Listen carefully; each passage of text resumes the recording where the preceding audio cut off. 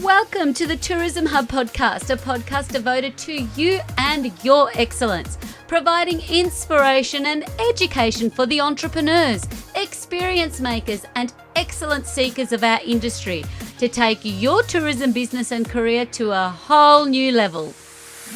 Relax.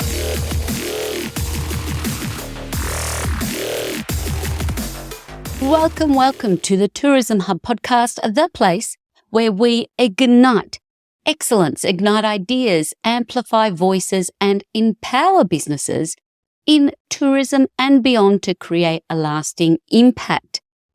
I'm Despina Karatzias, your host and your biggest cheerleader in business, in tourism, and the art of business and tourism and storytelling and all the good stuff.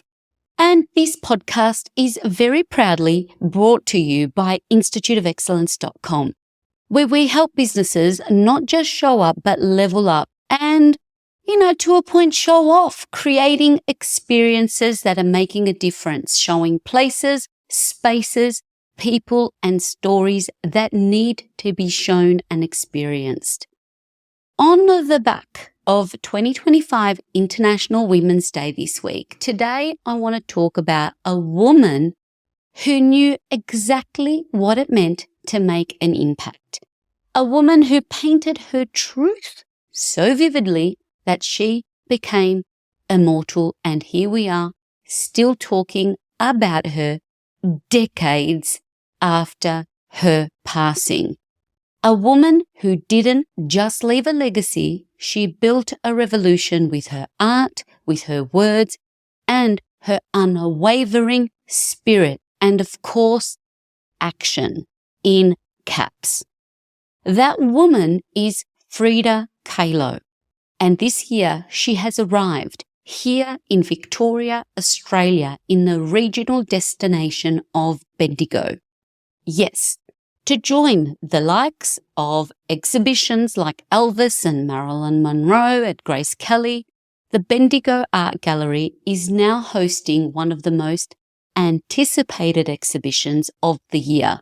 And I can't think of a better time than the week of International Women's Day to celebrate her story. Because Frida didn't just exist. She transformed everything she touched. And she did it in a way that still moves and inspires us. Born on July 6, 1907, Frida lived a life that was as tragic as it was triumphant. She endured a near-fatal bus accident at age 18. She had over 30 surgeries. She experienced heartbreak, political exile, and unimaginable physical pain. And yet, she went on to still create some of the most powerful, visceral, and defiant artwork the world has ever seen. She died, my age now, at just 47 years old. But in those years, she gave us a legacy that still feels so alive and raw today. And much to my delight, Frida is also currently playing on Netflix. Now, I remember first watching this when it came out in 2002, 23 years ago, and really Salma Hayek. And this movie is why I know about Frida in the first place and why I'm so excited that she's coming to our shores in this exhibition at the Bendigo Art Gallery. Now, seeing it pop up on my Netflix only this last few days, I did watch it again, and I was just again struck by the sheer intensity of Frida's world, her passion, her politics, her art, and her pain throughout all of that. And the film doesn't just, tell Frida's story. It feels like her paintings come to life. Vibrant, surreal, and, this unapologetic rawness to them. And it made me wonder, really, did Netflix time this re-release in response to Frida's exhibition coming to Bendigo? Because if they did, brilliant move. If they didn't, well, it's one of those moments of synchronicity that I reckon Frida herself would have appreciated just as much as I did popping up. I felt like it was telepathy because I've been thinking like, I really want to watch that movie again. And boom, there it was. What this also did, it got me thinking a little bit deeper. What is it about Frida that still commands so much interest and respect? And more importantly, how can we take that same bold Frida energy and apply it into our businesses and into our work and the experiences that we create? Now, couple all of this with the theme of this year's International Women's Day being accelerating action. And thinking about Frida and thinking, well, Frida didn't wait for that perfect moment. She created it. She didn't wait to be called to act. She acted. And to a point, neither should we.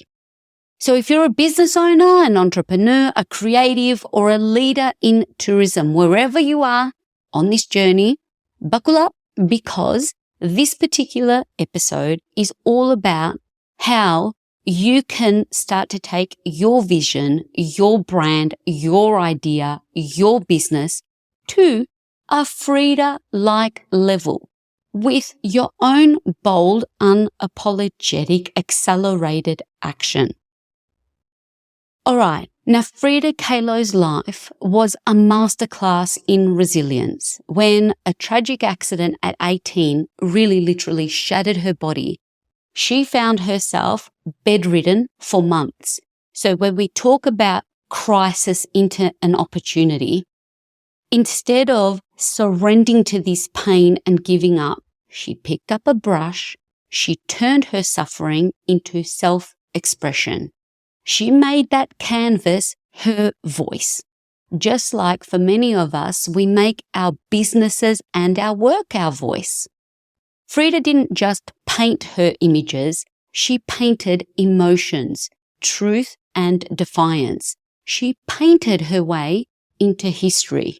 But here's the thing, Frida wasn't alone in this boldness. Throughout history, women and men have done the same, each in their own way, each of us in our own way, in different fields, across different generations. Their stories, there to teach us one thing. Waiting is not an option. Action is. Now, as a mother of 2 daughters, I find myself constantly searching for ways to empower, inspire, and equip them, even in the teenage years, with the tools that they need to navigate this world with confidence and courage. One of the most treasured books I've ever bought my girls is the Goodnight Stories for Rebel Girls. Such a beautiful collection of stories and illustrations about women in history who defied expectations, shattered barriers, and they really changed the course of history. That here we are, some have passed on and we're still talking about them, and my girls will speak of them to their daughters and granddaughters. Now, I realized quickly that this book wasn't just for them. It was also for me too. And this book isn't just a bedtime story. It also is a call to inspired action. It reminds me that every step that I take today, every business I build, every bold decision that I make is not just for me. It's for them and for their daughters and your daughters and nieces and granddaughters. It's for the next generation of rebel girls who will continue to shape the world. Take Amelia Earhart that features in the book, the first woman to fly solo across the Atlantic. Everyone told her it was impossible, that women didn't belong in the cockpit, that the sky was no place for her, but she accelerated action. She took flight and proved them all wrong. She didn't just break records, she broke barriers, showing women they didn't have to stay grounded by society's expectations. Then there's Wangari Maathai, the first African woman to win the Nobel Prize. She didn't just dream of a greener Kenya. She took action. She started the Green Belt movement, an initiative that planted over 50 million trees and empowered women across Africa to take charge of their land, their environment, and their futures. She saw a problem and didn't wait for permission to fix it. And let's talk about Malala Yousafzai, who at just 15 years old was shot by the Taliban for daring to speak out about a girl's right to education.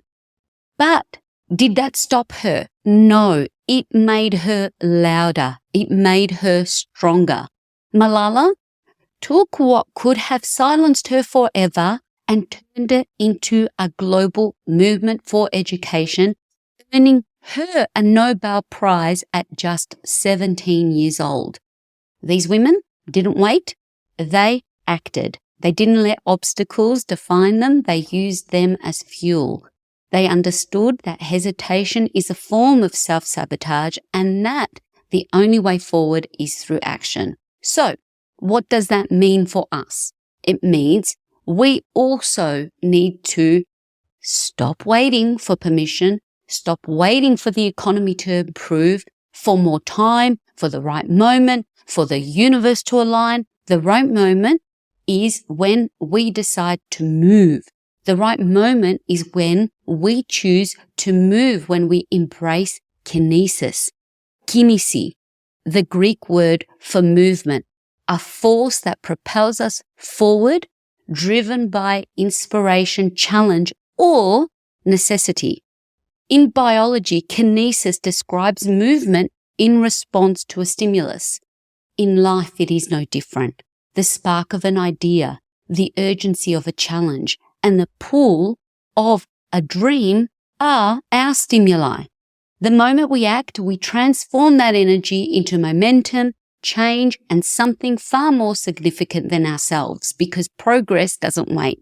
It moves with those bold enough to step forward. And that's what we're really diving into. 5 bold, fearless ways to tap into your Frida and these inspirational rebel girls to accelerate action in business, tourism, leadership, in anything and any project that you got going on that you need to just put your foot on it, put the pedal to the metal. So let's start with sales, shall we? A lot of people think sales is about pushing a product or a service or an experience, but it's not. Sales is about storytelling. You've heard the saying, tell it, don't sell it, about inviting people into a world they want to be a part of. Frida's art wasn't just about paint on a canvas. It was her soul, her truth, her invitation for people to see the world through her eyes. The same applies to any business, especially in the business of experience. If people don't connect with our stories, they won't invest in what we're offering. Think about Madame C.J. Walker, America's first self-made female millionaire. She didn't just sell hair products. She sold empowerment, confidence, and independence to Black women at a time when society was telling them they had no place in business. She once said, "I am a woman who came from the cotton fields of the South. From there, I was promoted to the wash tub. From there, I was promoted to the cook kitchen. And from there, I promoted myself into the business of manufacturing hair goods and preparations." That's what made her brand unstoppable. She didn't rely on waiting for customers. She built a movement around her mission, proving that sales aren't just about transactions. They're about creating a transformation. Then comes marketing. Frida understood this before marketing was even a formal concept in our universe. She was her brand. The way she dressed, the way she posed, the way she presented herself. It was all intentional. She didn't just create art. She became the art. That's why she remains so iconic still to this day. The same is true for brands that stand the test of time. You think of Oprah, for example, our girl Oprah. We don't even need to say her surname. She built an empire not by selling products, but by creating deep emotional connections with people. She made her audiences feel seen, feel heard, feel understood. And that's why her following is still so fiercely loyal today. She didn't rely on gimmicks. She relied on authenticity. Oprah once said, "What you do for yourself is done for yourself, but what you do for others is done for the world." That's the secret to marketing that lasts. It's not about selling to people. It's about serving them. It's about creating something so valuable they can't help but talk about it. And speaking of connection, let's talk about visitor experience. The most unforgettable experiences aren't about what people see or buy. They're about how people feel. When someone walks into your hotel, your tour, your restaurant, your experience, your shop, what's the story we're telling them? Are they just another customer? Or do they feel welcome?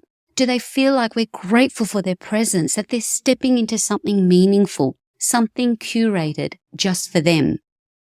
Mary Barra, the CEO of General Motors, transformed GM by shifting the focus to customer experience. She believes that the definition of innovative and innovation is providing value to the customer. Full stop. Because when you create something people want to return to, they do. And when they return, they consequently bring this with them. Let's talk about the backbone of it all, operations. Without structure, without systems, even the best ideas collapse. And I know what you're thinking, but I don't have time for systems. I have a business to run. Exactly. And that's why we all need them. Yours truly also accounted for that. Because when things go wrong, and they will, also yours truly, as can attest to that, we need to be prepared.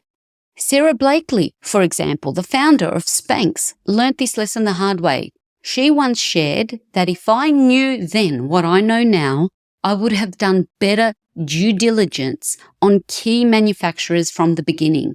In the early years, one of her manufacturers went under and gave her only 4 days' notice. 4 days. Imagine having to unravel and create that solution to that problem when your entire business has less than a week to solve a manufacturing problem. And that's why systems matter. They don't restrict you. They give you the freedom to focus on that big picture. But what made Sarah Blakely truly successful as one of a few female self-made billionaires, it wasn't just her resilience, it was her ability to challenge the status quo. In an interview with Virgin, she said, in her words, smarter thinking for us at Spanx was always started with asking the question, why? Why can't we do this? And it will turn out we can. Why can't we put shaping inside of jeans? We did. Why does it have to be done this way? It doesn't. It's that level of curiosity, bold thinking, and refusing to accept limits is what accelerates action. It's just not about having a great idea. It's about asking, how can this be done better? What if we did it differently? Those questions are what can drive real change. And finally, let's talk about crisis management, because if there's anything business have in common with life, it's that things will go wrong. Frida knew this. She lived through physical pain, political turmoil, and of course, just heartbreak in her relationships. But she didn't react in panic. She adapted. She painted through it. She created art. And through that, here we are talking about Frida today. The same applies to business. Ruth Bader Ginsburg, when she faced discrimination in law school, she didn't just accept it. She strategized, she planned, she built a case so strong that she rewrote the laws that had been holding women back for generations. Her advice, and the best quote that I found from Ruth: fight for the things that you care about, but do it in a way that will lead others to join you, because action isn't just about making change, it's about making change that lasts. And speaking of Ruth Bader Ginsburg, if you want to truly feel the impact of her legacy, as it turns out, another freaky thing I wrote and I read about Ruth, and then I, in my Google search, find that literally this week, another incredible art experience has opened up at the Melbourne Arts Centre, bringing her story to life on stage in RBG. That's what the show called, her initials. Of Many One is what it's called, RBG, Of Many One, which is a powerful play that explores the pivotal moments of her life and her work. So I'm looking to get myself a ticket to this because it's like, wow, what's another serendipitous moment? So her journey from a young woman fighting for a place in a male-dominated world to Supreme Court Justice who changed the course of history is a reminder that resilience, strategy, and bold action can alter the world. It's not just a play, another masterclass at what it means to take action in the face of adversity.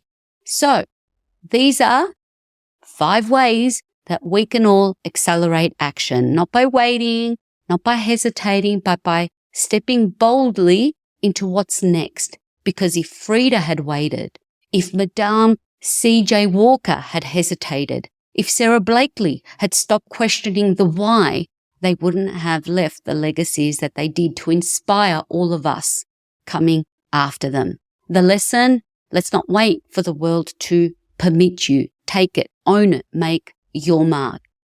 So let's wrap up with what's your own kinesis? What's your own kinesi movement? If there's one thing that we've learned from Frida, Amelia, Madame C.J. Walker, and Ruth, it's that action shapes history. These women didn't wait for permission. They didn't sit on the sidelines hoping the world would change. They didn't sit there complaining. They made the move. They ignited the kinesis. The movement turned their visions into legacies. And now it's your turn, my dear friends, because the right moment, it isn't somewhere in the distant future. And now it's your turn, my beautiful tourism brothers and sisters, because the right moment, well, it isn't somewhere in the distant future, waiting for the perfect conditions. The right moment is when we decide to move, when we stop hesitating, stop overthinking, and start stepping into what is next for you. So here's the challenge. Choose one action today. Maybe it's pricing your worth. Maybe it's doing something that tells a part of your story with conviction like Frida. Maybe it's questioning the status quo. Can this be done differently? And who says why not? Or maybe it's fighting for something bigger than yourself, like Ruth. Whatever it is, like let's look at starting something now within the next week. Move forward, create momentum, because the world doesn't just change on its own. It changes when we have kinesi. If this episode, my friends, resonated with you, let me know, share it, subscribe to it, leave a review. You have no idea how, what it does to my energy and my kinesis when I hear someone say that they've listened to this episode and that it resonated in a way, shape or form and caused you to act. It all just will go a long, long way. And it keeps me coming back to deliver something of value for you. And if you're ready to take bold action in your business, connect over at instituteofexcellence.com with me and check out our range of courses and look at ways that we could potentially work together, because your movement, your kinesi, starts today. Until next time, my friends, be bold, be brilliant, be excellent, and let's all channel our Frida and make your mark. Relax.